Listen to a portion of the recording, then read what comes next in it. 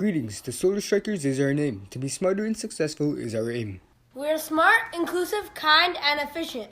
It's one of the reasons why we're so proficient. Respect is given equally to each member, and we work hard all year, even past December. Over here, all ideas are encouraged and accepted, so our success and joy are to be expected. When Team 11210 unites, our innovation will be a spectacular sight. Yay! Would you like to go ahead? Okay, so this year's theme is Into Orbit, and a problem statement is how can we find a simple and effective solution for bone density loss in space? So, as we just said, our problem is bone density loss, and as the theme is Into Orbit, we're tackling this problem from an angle in space. And Adi, would you like to state some available solutions that we have? So currently the available solutions that we're using are gold nanoparticles, and mostly bisphosphonates. They're taking them like a pill or tablet form, and these help the astronauts regain more osteoclast, which increase the bone density to create the osteoblasts, which are bone breaking ones. Okay. So these solutions, they're also actually currently used as osteoporosis medications because they're very similar problems. Yeah. And Shriniket, would you like to explain the current state? Yes, there's quite a few things in place, such as bisphosphonates, but they're not that effective. So we plan on creating a solution that's more effective. So that's where our solution comes in, which we like to call the bone density balancer. What this idea is why not tackle the problem at its source? Now, what we found is that due to the lack of gravitational forces, this bone density problem occurs in space for the astronauts. So if we could perhaps tackle the problem at its source through injecting a gene that will fix this into the astronauts' DNA, then perhaps they would have a better chance in space and they wouldn't have to face this problem. So the idea was to use a gene editing tool known as CRISPR, and this would take in a gene to the astronaut's DNA, and it would be injected, like say, a month or two before the astronaut goes into space so that it could spread to all the cells. And what this gene would do is, based on gravitational, the gravitational surroundings of it, so if it senses less gravity and then it recognizes that space, it will start inhibiting the osteoclasts, which break down bone, and that way the osteoblasts continue to build up bone. And then if it returns back to Earth, recognizing that there is more gravity, then that gene will turn off, sort of, and stay dormant until the astronaut goes up into their next mission of space. So we have a few questions to ask you about your opinion on our solution and quite a few other things related to this project of ours. That's it? Or end of presentation? So, that's our presentation, okay. And we'd like to go ahead with a few questions that we'd like to ask you. But before that, do you have any questions about us that you wanted to ask? Well, great, sort of pitch as to what it is that you're planning to do, but where I do have questions, or where it also depends on how much time you would have, say, in your main presentation is. Yeah. What I'm missing is on current stats or current details as to why this is still an issue. Like, what is it about bone density loss in space what do we know about, like, currently? Like, how much does it decline versus someone, say, on Earth? Right, like to highlight why this is such a major issue, which, okay, now I'm seeing two hands up, so I'll hear from you. Maybe you have answers to this? Okay, so scientists mostly know and mostly think that astronauts lose 2% of their bone density each month in space, which is equivalent into a woman with osteoporosis. Okay. And how much she loses in a year. In a year, okay. And is this looking at several astronauts? Because we have had now... Okay. And and is there a time period to when they're noticing? If they say it's 2%, 2% per month, is this something to... like based on International Space Station sort of Yes. stats? So this is a very important solution because, or a problem because what happens is this loss in bone density may seem insignificant at first, but when you look at how many months they stay up there, so 2% over 1 month, okay, but then what if they do 6 months? Then that becomes 12%. If they do a whole year, then that becomes 24%. And if you go up to that level, then when you come back down to Earth, your bones are so brittle that they end up breaking even when you're doing the most minimalistic exercise possible. Right. Okay. So these are sort of a few examples that I would probably be looking for just to connect with it, as to seeing that this is a serious issue. That yes, we do need to know how to slow it down and sort of prevent any more bone density loss, right? So that would be one thing. Again, it depends on how much. Do you have a poster? I think from last year's.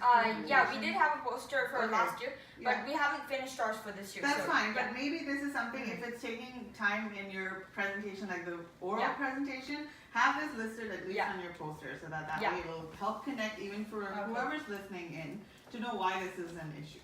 Okay. Aniket? Yep. Oh, Srinivas. Sorry, apologies. Can you just remind me what you had mentioned? Because when you were telling, I had a thought, but now I seem to have. Yeah, well, I was talking about like the current state. So basically, it was just what's going on, like as to what's being done about bone density.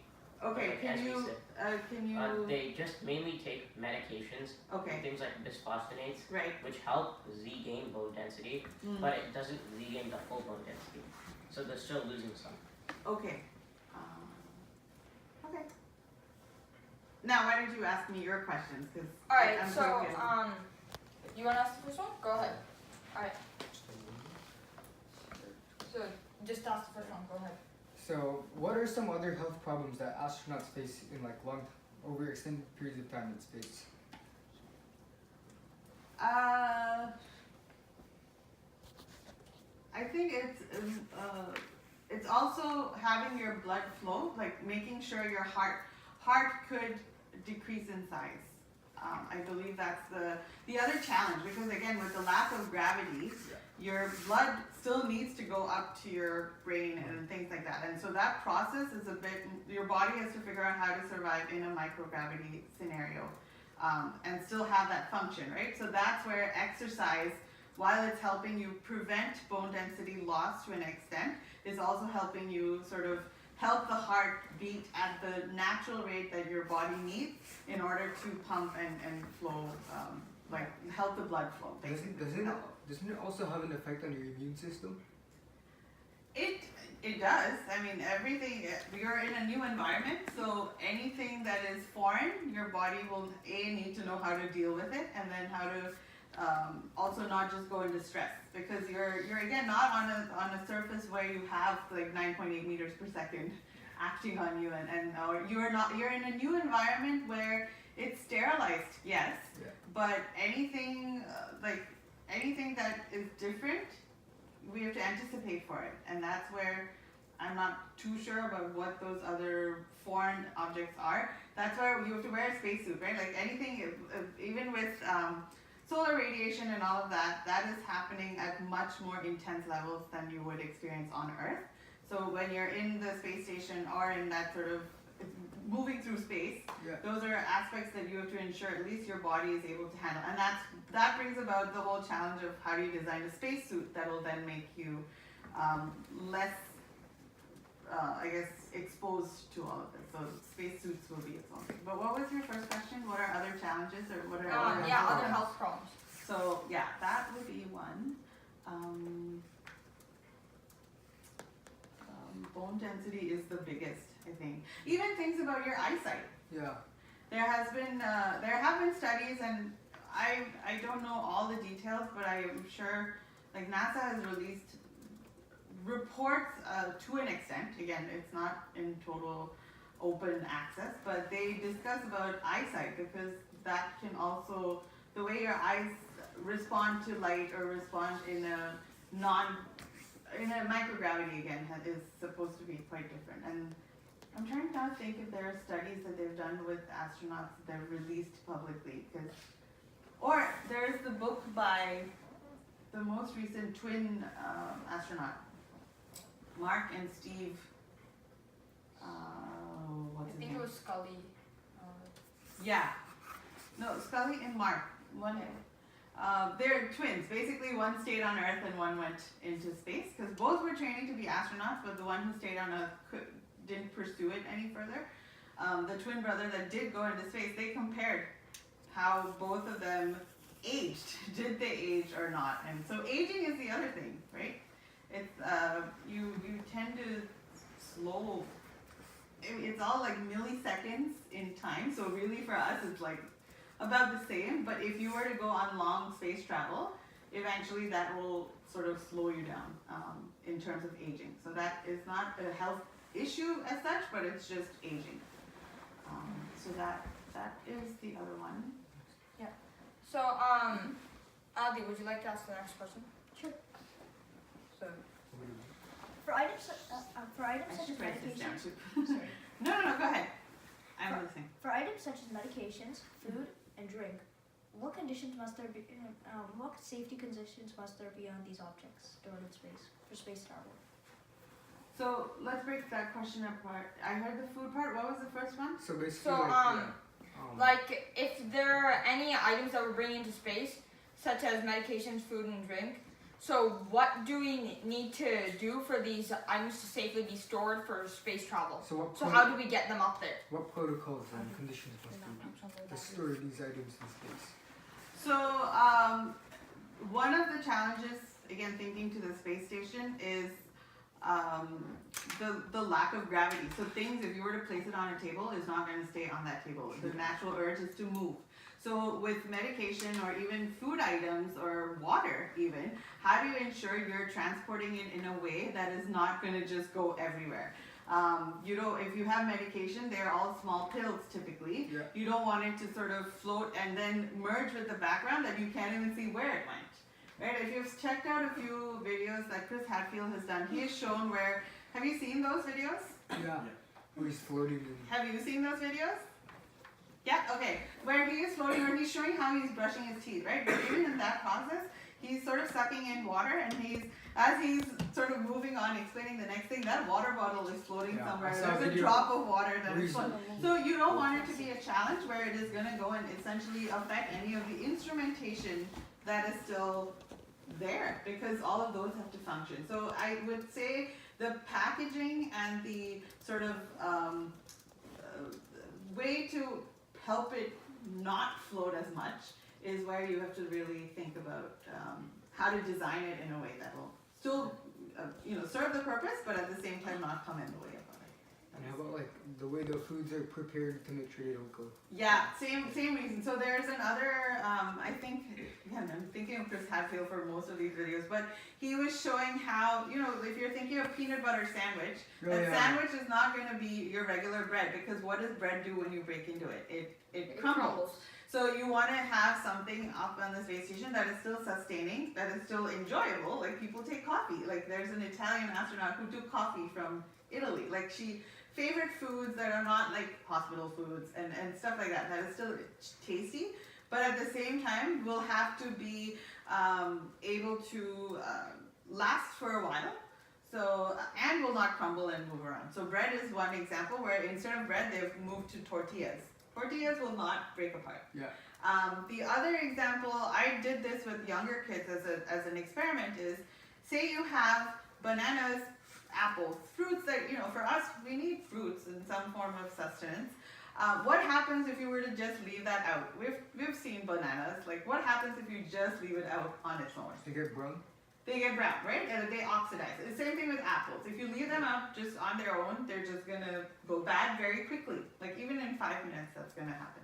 But with space food, what they have to do is typically treat it in a way that is not going to, sort of be harmful to us who are consuming, but at the same time will help it last longer. So, for example, vitamin C. If you were to have a solution that had water with a tablet of vitamin C mixed in, and then you applied that onto your fruits, they last longer. So relative to you just sending something and just eating it, fresh, this helps it prevent that oxidation step a bit longer, so that it can still survive that journey, and it can be there maybe by day 1 or day 2 you would still have to eat it, but in a 30 to 90 day mission, you know which foods you can. Tortilla will last forever as long as you want. So, but things like fruits, you would probably need to eat it faster. So that's where it is a challenge to know what the dietary restrictions are for everyone, but at the same time trying to figure out what foods are transportable, what will still be able to survive well on its own. Maybe it needs to also be heat treated, right? Like if you treat it with heat, chances are it'll be able to stay in its original shape longer than drying off and then just being brittle, and then again things are moving everywhere, right? So that is one of those challenges that they have to think about. Yeah. Did I answer that question? Yeah. I'm trying. Okay, great. You're ready. So, what is your opinion on our solution, the bone density balancer? And do you have any feedback that you would like to provide for our solution? So I had a question actually. So I realized there is a Lego component to this, right? Is the idea of that to show how you would insert this gene? No. So Okay. this is just a separate robot component of the FLL. Okay. So what we do here is we just have to program a robot to do various missions on the board. Like you can see over there, there are various Lego. Yeah. So there are various Lego mission models there. Like this one is if you can see here, it's called Spacewalk Emergency. So the idea is to bring this astronaut and drop him into the or her into the airlock over here. Okay. And then there's also space travel where you have to deliver those payloads to the bottom of that sort of slide there. Okay. Closer to the asteroid. So basically, Closer to the this is the asteroid. Yeah. so basically the missions, they relate to our theme of outer space, the general theme of the FLL, Okay. but they don't necessarily relate to our problem and solution specifically. Okay. And is that just part of FLL Yeah. for me to understand? Like it doesn't have to be connected. Yeah. Yeah. Okay. Okay. So it's a great project as in a topic and a theme, and it is really of value to know what can be done and what can be solved, because bone density, as all of you have probably read, is a very real issue, and it is something that even astronauts have to think of when we're thinking about traveling to the moon or Mars and stuff. This is something that has to be considered. So for that reason, I would say yes, continue on this project. It's really valuable and will be of interest. Something that I'm not fully like an expert on, but I think I would like to see a bit more described or something, is on this gene that you're talking about. What does it do? What is that process of, you mentioned about it being inserted, say, a few months ahead of time. Why does it, why? A few months ahead, why not say a week ahead or 2 weeks ahead? That's the amount of time it takes to function? Yeah. Or So to you activate? see, to kick in, yeah. CRISPR is gene editing tool in the sense that it needs to first go to all the bone-related cells in your body Okay. and then change their DNA. So it goes to each one of them, inserts the gene, and then repeats for each cell in there. So it would take about 1 to 2 months for all the bone-related cells in your body to fully have that new gene in them. Okay, so now when you say it takes 2 months, is this for an average astronaut who has certain, say, height and Yes. starting conditions, a for fit- example? A fit and healthy Yeah. person. Okay, Yeah. so if and this may already be answered, or this may need a little more investigation, is for the current speed of astronauts that we know of, right? Like who are constantly traveling, even the Canadian ones, for example.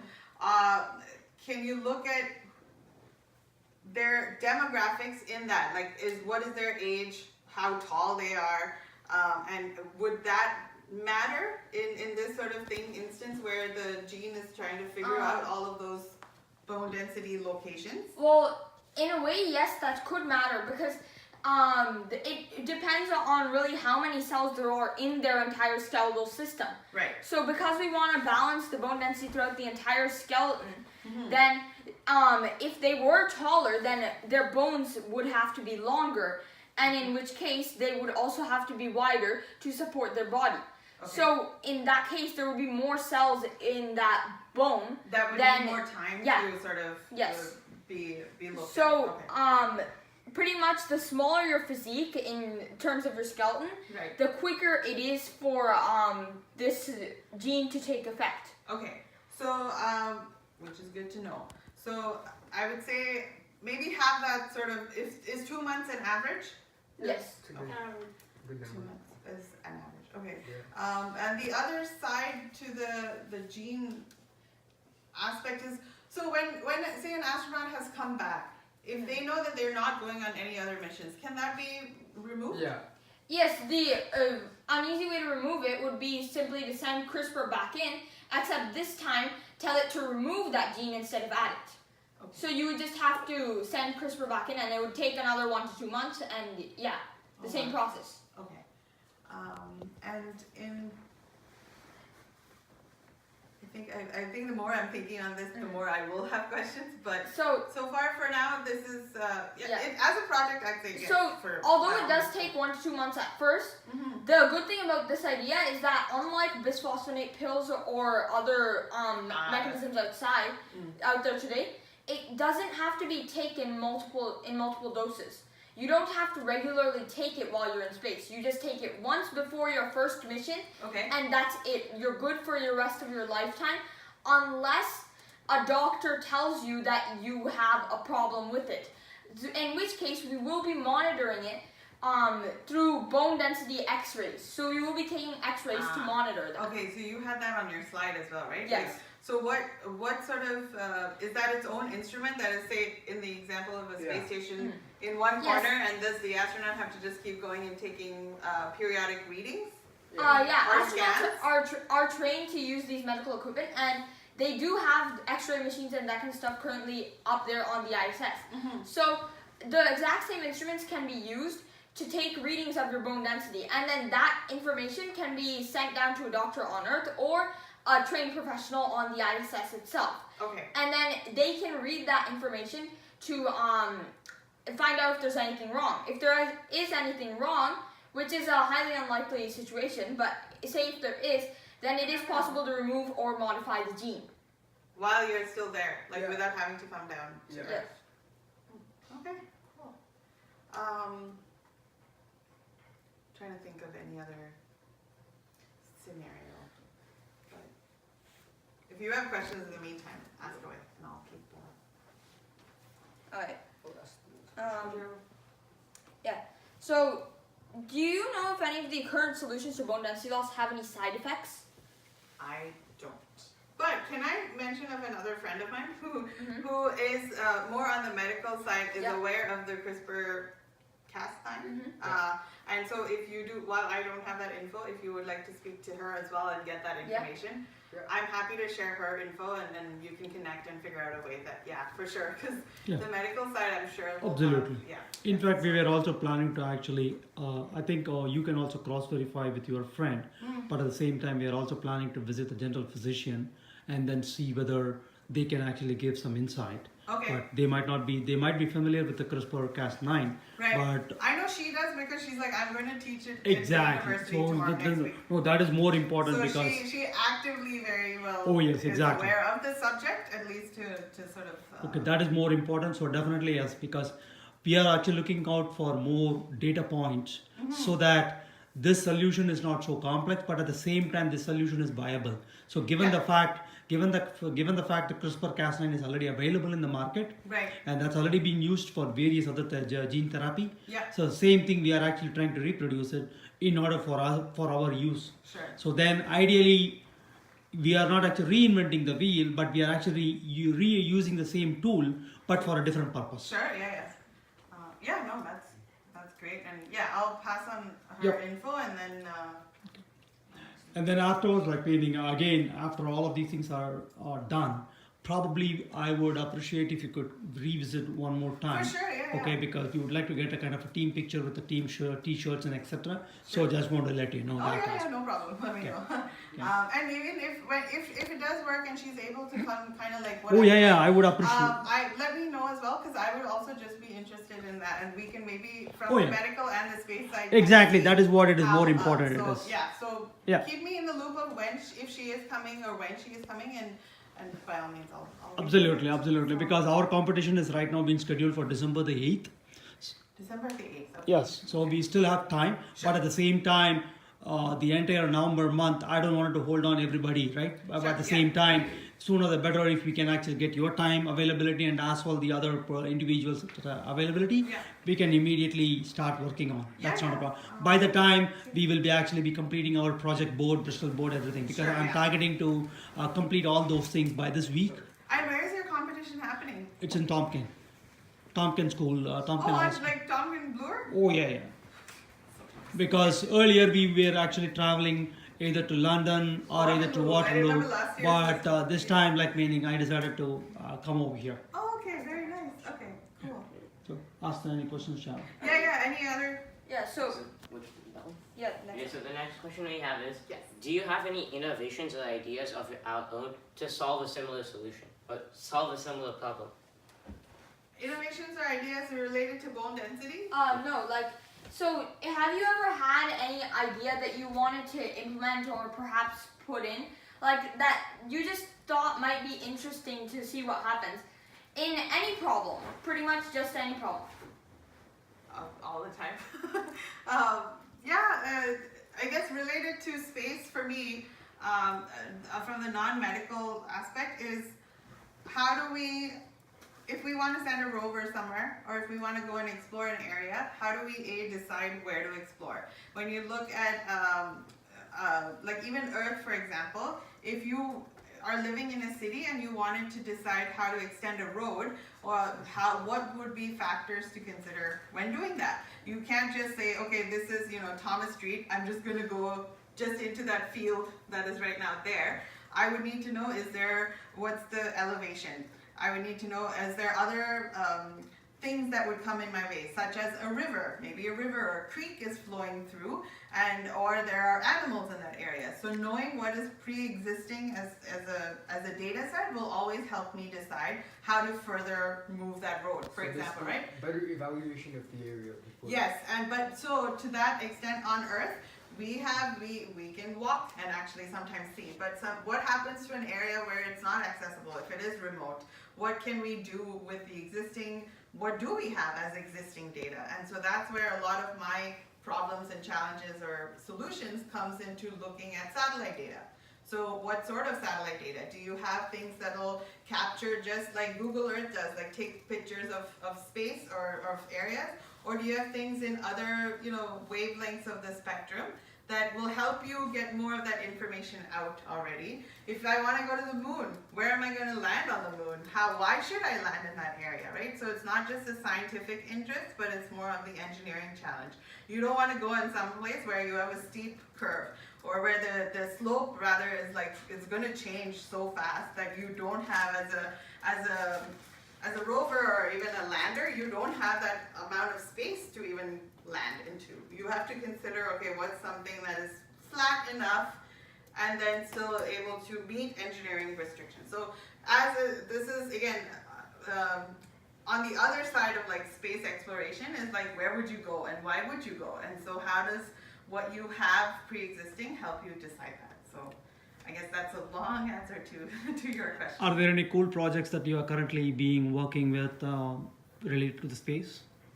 So for me, the projects are more in helping you guys understand about space. So it's in building all of these content and materials and making it accessible for students of all age groups. I can work with grade 1s, grade 12s, or even higher.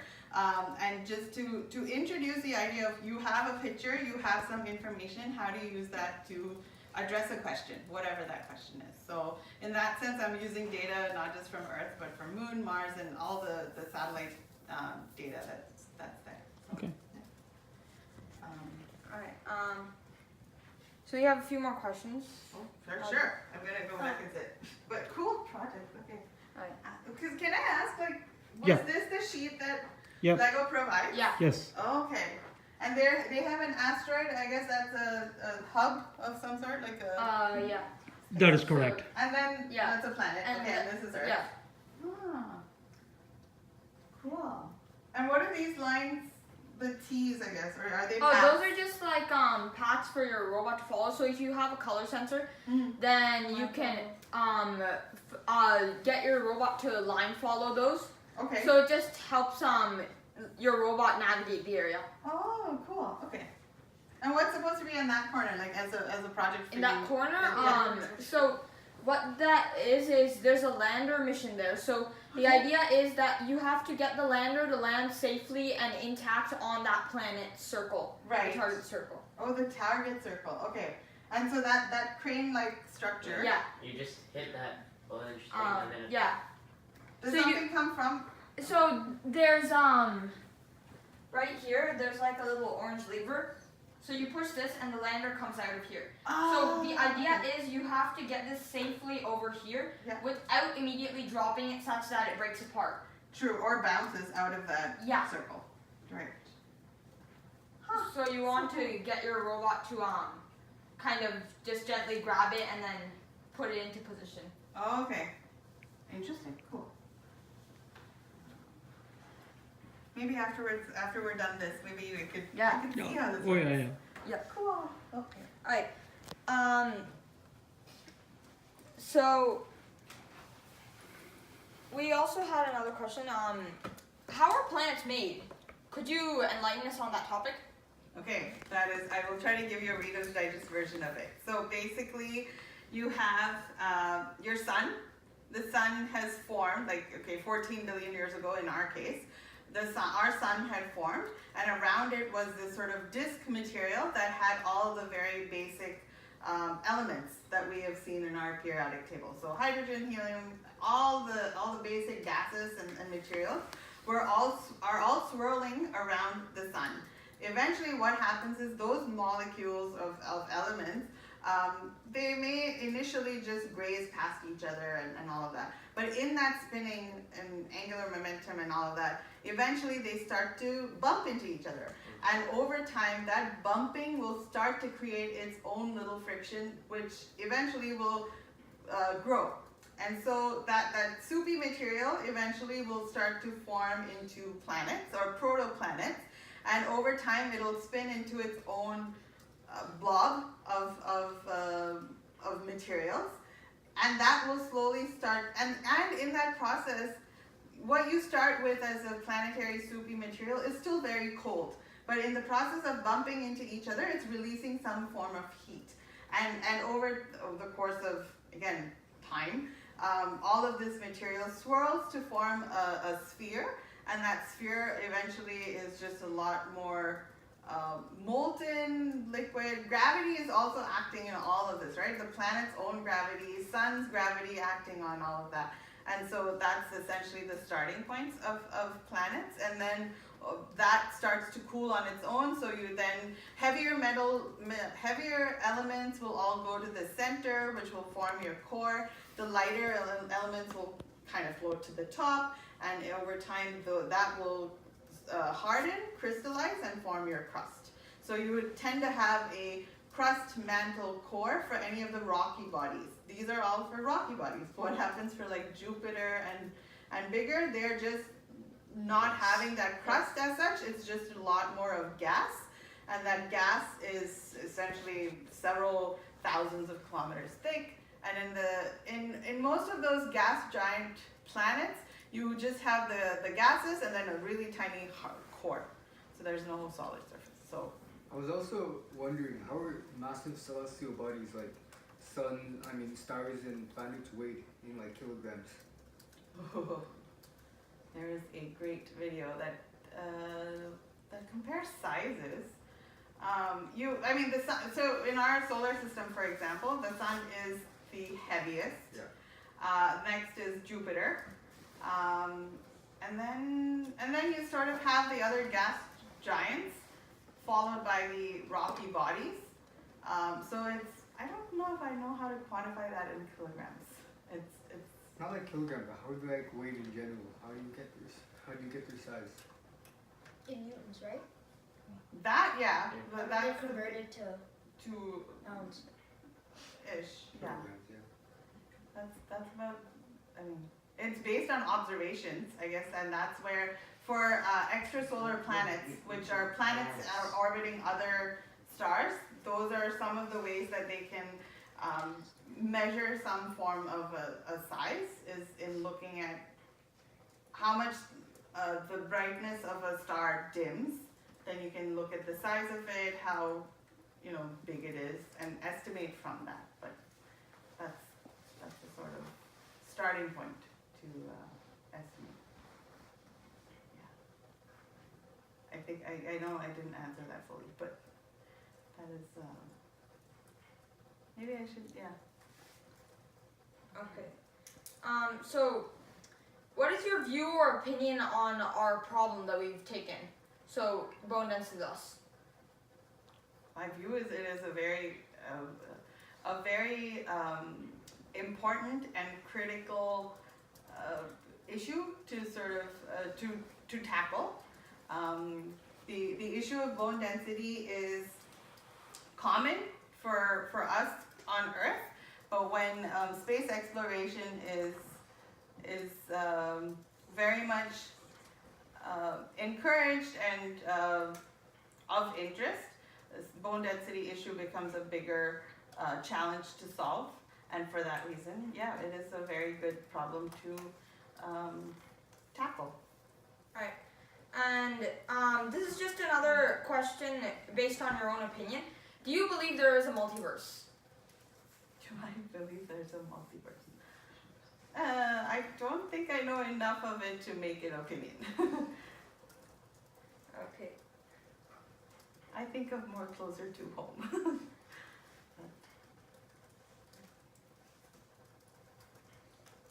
Also, what technologies are being used to shield astronauts from radiation in space?